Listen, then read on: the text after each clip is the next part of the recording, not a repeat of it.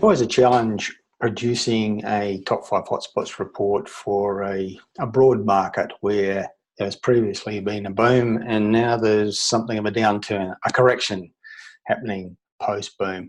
And that's the case with the new edition of our top 5 Melbourne hotspots report. Not quite so easy. For most of the past 5 years, it's been relatively easy to nominate locations where people can buy and expect some pretty good short-term capital growth.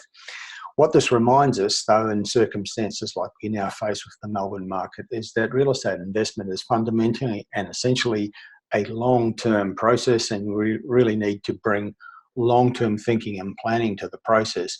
And that's what we've done with this new edition of Top 5 Melbourne Hotspots. We've looked at areas around the Melbourne metropolitan area that have really good, strong bones, solid inherent credentials, places that perhaps showing resilience against the current downturn, but in particular locations that have the credentials to provide good, solid growth for investors going forward. So we've nominated 5 locations that we think have all those qualities. They're all places that have good infrastructure, good locations, good transport links, lots of jobs nodes within the particular areas under focus, but also good transport links also to the centre of Melbourne. And all of the 5 locations that we now feature in this new edition of Top 5 Melbourne Hotspots reports fit that bill. The places that have held up pretty well in terms of sales activity, and in most cases with the level of pricing.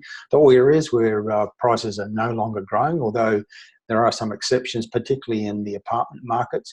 Mostly the places where prices have come back a bit, but not as much as the average of Melbourne, because they've shown resilience. Their sales activity levels have stayed quite steady, though well below the peak levels, of course.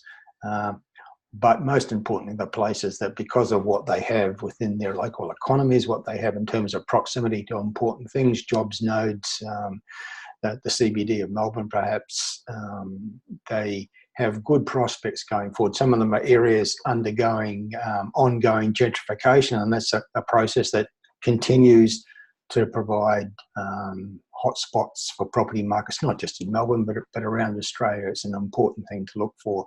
So I recommend that you have a good look at the new edition of the Melbourne Hotspots report. It contains some really interesting and strong possibilities for people looking to take advantage of the current market conditions where there's less competition in the market, prices are down a bit, so you can buy pretty well with a view to growth going forward. And that's what essentially property investment is all about, looking to the future, taking that medium to long-term view.